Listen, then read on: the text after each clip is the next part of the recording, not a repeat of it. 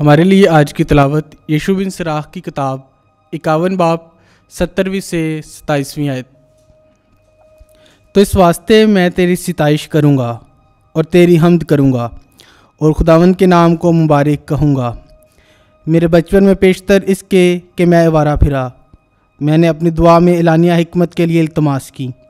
हैकल के सामने मैंने इसके लिए दुआ की और इंतहा तक उसकी तलाश में रहूँगा। उसके पकने वाले अंगूर की तरह शगुफ़े निकले और मेरा दिल उससे खुश हुआ। मेरे पाँव इस्तकामत में पड़े और बचपन ही से मैं उसके नक्शे कदम पर चला।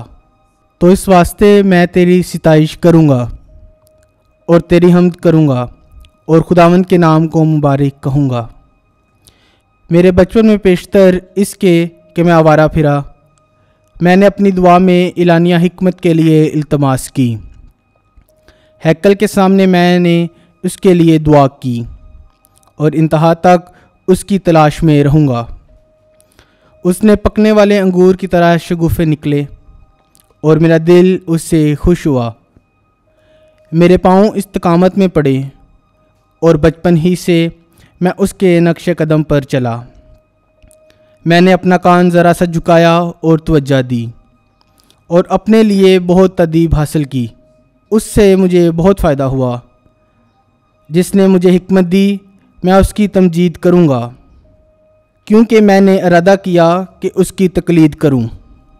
मैं नेकी का ख्वाहिशमंद हुआ और शर्मिंदा ना होऊंगा।